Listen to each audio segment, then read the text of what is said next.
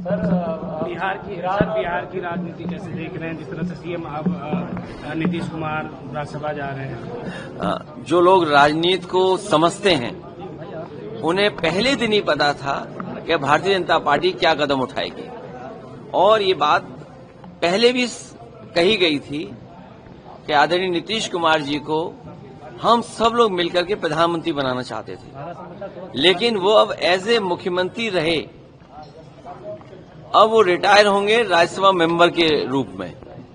हम तो चाहते थे कि प्रधानमंत्री के रूप में रिटायर हों, लेकिन अब वो राज्यसभा के मेंबर होकर के ही रिटायर हो जाएंगे। ईरान इजराइल का जो युद्ध चल रहा है, युद्ध के पक्ष में हम लोग नहीं हैं। समाजवादी पार्टी कभी युद्ध के पक्ष में नहीं रही है। युद्ध नुकसान करता है, युद्ध जाने लेता है। युद्ध के परिणाम हमेशा दुखदायी होते हैं, दुख पहुंचाते हैं। युद्ध के पक्ष में हम लोग नहीं हैं। पूरी प्रक्रिया आ चुकी है, मगर अभी तक के बीजेपी के बड़े नेताओं की कोई प्रक्रिया नहीं है, नहीं शोक दिखा रहे, वो अपना हंसी मजाक नहीं लगे हैं। कैसे देखते हैं सर ये विषय? क्योंकि भारत सरकार पे ज्यादा है, लेकिन जब भारत सरकार ही चुप है तो मजबूरी में विपक्ष के लोगों को अपनी पक्ष रखना पड़ रहा है, जहां भारत सरकार को अपना पक्ष रखना चाहिए। और इतनी कमजोर शायद सरकार कभी किसी ने नहीं देखी होगी। बीजेपी का ट्रिपल एस फार्मूला लेकर के आ रही है, ब्रह्मास्त्र बता रही है उसको, उस पर क्या कहें? मैंने कहीं पढ़ा ही नहीं ट्रिपल एफ क्या है। ट्रिपल एस सरकार, संगठन और संघ, इस पर बहुत बच के रहना। बहुत सस्पिशियस लोग हैं ये, बहुत सीक्रेटिव काम करते हैं, बहुत सिलेक्टिव फैसले लेते हैं। तो इनका एसएस जो भी हो, हमने एसएस आपको बता दिया। सर, अमेरिका ने 30 दिन की अनुमति दी है कि जो है भारत तेल खरीद सकता है रूस से। देखिए, विदेश नीति पे हमसे चर्चा मत कराओ। विदेश नीति जो दिख रही है वो नहीं है। अंदर ही अंदर कहां हाथ किससे मिले हुए किसी को नहीं पता। और कारोबार से हम लोग जुड़ गए हैं, कितने बड़े पैमाने पे हम कारोबार से जुड़े हैं।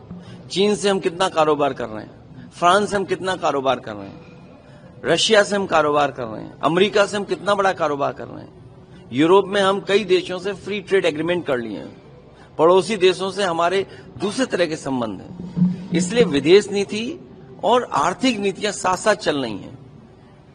तो ये सरकार ने जो आज है सरकार, इसने भारत देश को उलझा दिया है विदेश नीति में। सर, ममता बनर्जी शास्त्रीय समर्थन कर रहे हैं। बनारस में उन्होंने कहा है कि मैं स्वामी और मुक्तेश्वरानंद के साथ में हूँ, हालांकि 11 मार्च का आमंत्रण नहीं मिला है और एकांतवास पे जाऊंगा। मैं तो देश के सभी साधु संतों से और जितने भी हमारे पूजनीय गुरुजन हैं, जो समय समय पे भारत की संस्कृति को आगे बढ़ाते हैं, वो सभी पूजनीय शंकराचार्य जी का समर्थन करें। क्योंकि आज अगर पूजनीय शंकराचार्य जी के साथ ये व्यवहार हुआ है तो कल किसी के साथ भी हो सकता है। ये सरकार डरा के काम कर रही है, ये डरा करके लोगों को अपमानित कर रही है। उनको कितनी पीड़ा हुई होगी जब उन पर झूठे मुकदमे लगे। शायद भारत में पूरा इतिहास उठा करके देख लें आप, कभी किसी शंकराचार्य को इतना अपमानित नहीं होना पड़ा होगा सरकार के माध्यम से। सर, ममता बनर्जी कह रही है कि होने जा रही है क्या नेताओं की वीडियो को मुझे बनने के लिए और बड़े नेताओं? पीडीए परिवार बढ़ता रहेगा। जितने जो पीड़ा से बंधे लोग हैं वो सब पीडीए में आ रहे हैं।